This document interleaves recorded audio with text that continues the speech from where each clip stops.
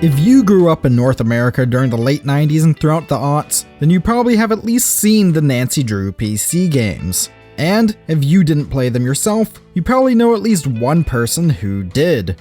Growing up in the States, I remember seeing these anytime I went to Target. There were an absolute ton of them too. Between 1998 and 2019, developer Her Interactive made over 30 of these titles, all of which continued on and advanced the traditions of the 90s point-and-click adventure genre, even after said genre seemed to mostly fade into obscurity. Featuring a pre-rendered animated look that, especially in later titles, looked absolutely phenomenal, and point-and-click gameplay that would satisfy any mystery lover, it's easy to see why so many kids took an interest in these sleuthing adventures. So with that, this is Stuff We Play, home of everything weird and retro. And instead of going through every single Nancy Drew game there is, today we're going to be going through 5 choice entries, some of which even series veterans may be unaware of. But first, I need to mention that today's video is being sponsored by the folks behind Nancy Drew Midnight in Salem, now out for PC and Mac. This game is currently available either on Steam or from Her Interactive's website, and if you purchase it directly from Her's website, it even comes with a free digital strategy guide, which is honestly really awesome. This is a game that was several years in the making, so to learn more about it, check out either the link in the description below or in the pinned comment below, and stay tuned for the end of this video, where I'll be taking a look at the game itself. And now, with that, let's get into this retrospective look at the Nancy Drew game series that I'll be calling Nancy Drew and the Ridiculous Retrospective.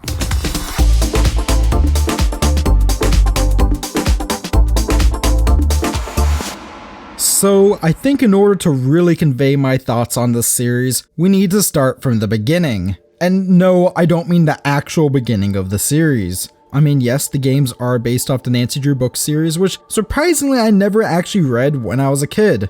The first of the games made by Her Interactive was 1998's Secrets Can Kill, which was followed up in 1999 by Stay Tuned for Danger.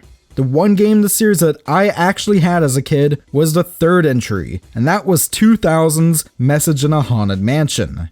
That's where I'm starting this retrospective look today. Now, as a kid, for whatever reason, I never got very far in this title.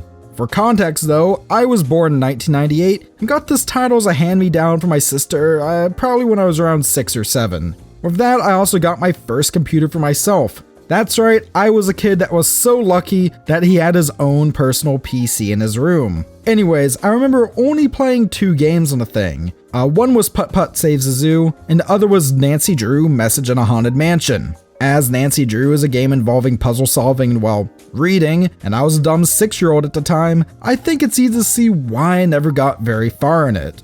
So let's fast forward to today. I no longer have that childhood copy. In fact, I'm pretty sure I lost it in a move years ago.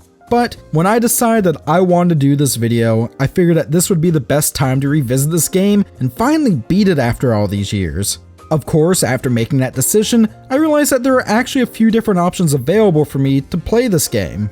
I could probably have asked my fiance to lend me his copy of this game, as he has quite the extensive Nancy Drew collection and, indeed, is the reason why I've been wanting to do this video for a few years now. I could have also bought a digital version of the game from Her Interactive's website. By the way, did I mention that they have versions of pretty much every game in the series available for purchase on the website? I like that. Ultimately though, I turned to this release that I found while thrifting. This is the Nancy Drew Message in a Haunted Mansion and Samantha Swift Hidden Roses of Athena Mystery and Adventure 2-pack, and it cost me a whopping $2. From what I can gather, this release came out sometime in 2010 and was a budget release. It also installs no problem on the only gaming PC I currently have available, which is this iMac running a Windows 7 partition. Jumping into Message in a Haunted Mansion itself, a few things immediately jump out at me presentation-wise.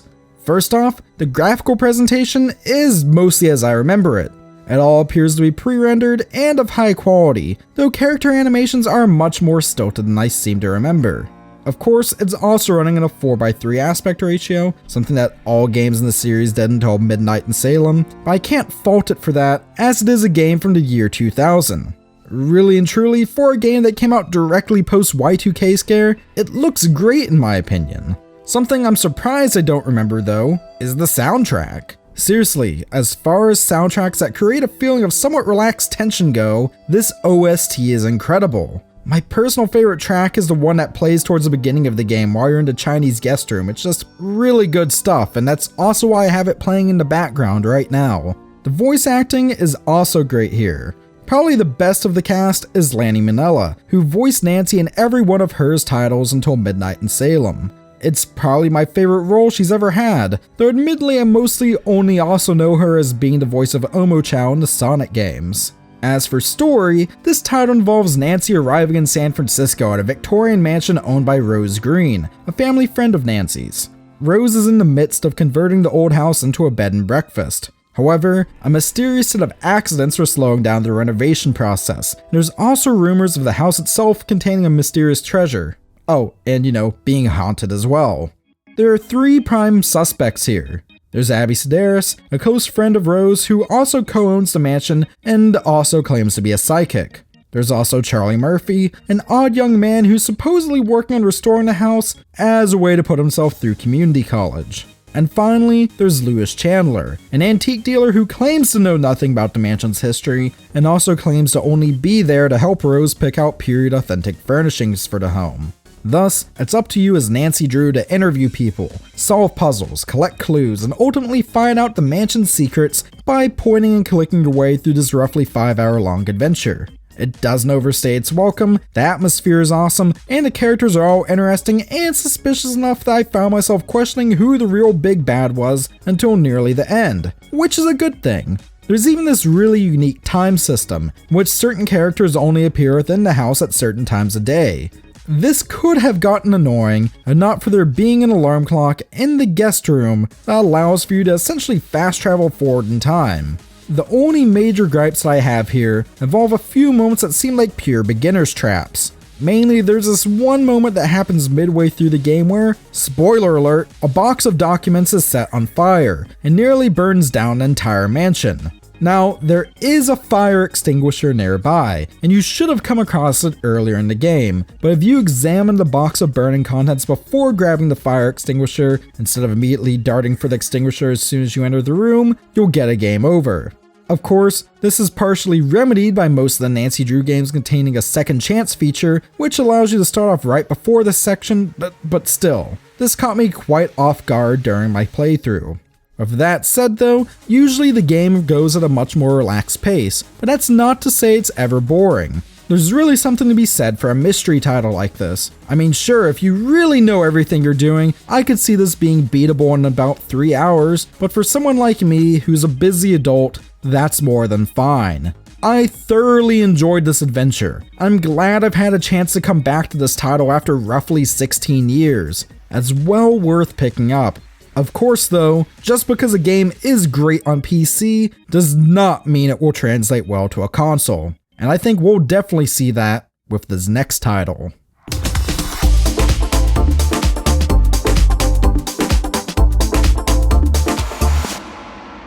This is Nancy Drew, Mystery in a Haunted Mansion for the Game Boy Advance. It tries its hardest to be a direct port of the PC game, but does it succeed? Now, there are actually several GBA and Nintendo DS Nancy Drew titles, most of which were made by THQ or Majesco. But, as far as I can tell, this is the only one based off of one of Her's games. It came out very close to the launch of the Game Boy Advance in 2001, which is to say it came out a full year or so after the PC release, with that conversion being handled by the creatively titled Handheld Games Corporation. I knew something was off here from the second I booted up this title and found out that, instead of focusing this port around a GBA's control scheme, they instead just have you controlling a mouse cursor using the D-pad. This leads to this title having some rather clunky controls. Adding to that is just how stripped down this title is in regard to the PC release. Now, of course, a GBA is certainly no match for a PC of the era in terms of power, but the amount of content removed from this game is just staggering. There's no difficulty select, there's no time system, parts of the story are outright missing, oh, and there's no sound effects and only one music track in the entire game, and said track doesn't even loop properly. On the bright side though, some of the puzzles translate quite well here. And also, there's a more modern cell phone system for chatting with friends and asking for hints here compared to the rotary phone in the PC release. I quite like that.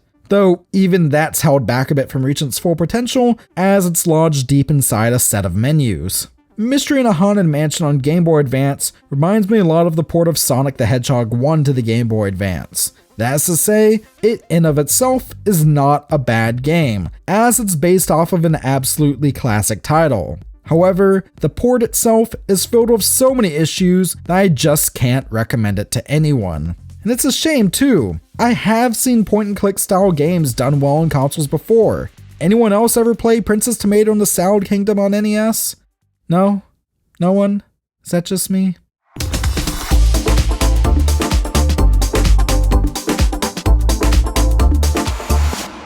Moving on, let's talk about one of the most beloved titles in the entire series, and that is 2004's The Curse of Blackmoor Manor. This title follows Nancy as she travels to England to visit Linda Penvillen, a woman suffering from a mysterious illness who is residing within the titular 14th century manor who claims to be suffering from a curse. Thus, it's up to Nancy, through point-and-click antics, to explore the manor and the labyrinth within, make friends with a parrot, learn about the English class struggle, and even do some basic computer hacking to both save Linda and uncover the secrets of the Penvillen family. It's quite an adventure, and it's easy to see why so many people love this title. However, the PC version is not what we're talking about today. Rather, we're looking at this, the 2006 DVD game release. That's right, this version of the game was made for use with standard DVD players. How odd! The only other game I own that's quite like this is the Blu-ray release of Don Bluth's Space Ace, and that's certainly not as complex as a Nancy Drew mystery, though it is quite good. As an added perk here, due to being playable on pretty much anything with a DVD player, you can play this game on anything ranging from a PlayStation 2 to an Xbox One to, of course, my trusty iMac here. Perhaps the nicest part of playing it via the iMac is that I can more or less control it like it was a standard point-and-click Nancy Drew adventure. I'll be honest, I was not expecting to be as impressed with this port of Blackmoor as I was. It was for sure a little bit stripped down compared to the PC release, and it is more linear, featuring an almost level-based progression, but you're still going around the mansion, searching for clues and solving puzzles. You'll still hit all of the same beats as the PC release. It's just a bit more linear here.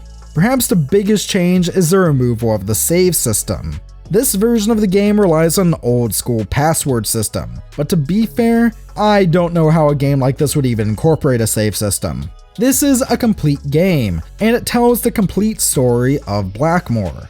It looks and sounds great, it plays incredibly well, the spirit of the original is preserved here, and to top it all off, this title is incredibly cheap if you find it, with my copy here costing a whopping $3. Though the added linearity makes it less replayable than its more fleshed out PC counterpart, and also makes it a little shorter to boot, it's still an incredibly satisfying adventure. Of course, only the original version of the game is available on Her's website, but both versions of this title are well worth playing. So, if you come across either version of Blackmoor, definitely pick it up. I'd even go so far as to call this the best place to start with the series. And now, with that, let's dive into something completely different.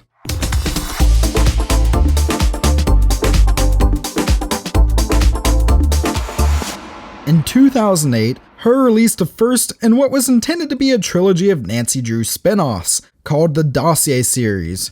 These were made as a response to the massive popularity of hidden object games on PC.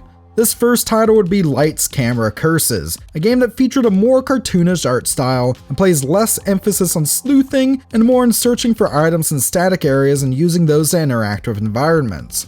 Though, thankfully, puzzle solving is also still present here. Following this was a second Dossier game in 2009, called Resorting to Danger. This features the same art style and gameplay style as the earlier title, and is also the only one of the Dossier games that I own. It features Nancy going to an upscale resort called the Redondo, which has recently been receiving a fair few bomb threats. Thus, it's up to Nancy to search for the culprit and stop the rich white boomers within from being potentially killed. It's a much more relaxed and linear adventure than the previous games, but I think there is fun to be had here if you're a fan of hidden object games. While it doesn't have as much style or atmosphere as some of the other games on this list, it does feature some very nice character animations during cutscenes, with these animated character portraits being done the same style as in the mainline games. I mean, do they clash with the overall aesthetic here? Yes. But do they still look cool here? Also yes. Overall, I really don't have a ton to say about this title. I mean, it's certainly not for everyone, and that especially goes for fans of the main her Nancy Drew games. But really, I think it comes down to, do you like hidden object games? Then you'll have at least some fun here. Of course though, if this one piques your interest at all, it too can be found on her's website. I am kind of curious as to why the third Dossier game, Ship of Shadows, got shelved. A trailer for that one is even shown the end of Resorting to Danger.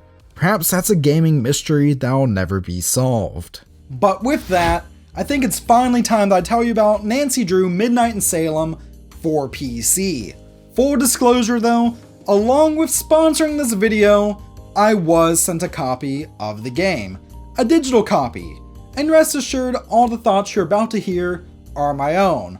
But also with that, I don't have like anything to show you in a cool transition into talking about this game, so here's this copy of The Hidden Staircase for Nintendo DS. That was given to me by my buddy Ben over at Fan Favorites Games and Movies in Victoria, BC.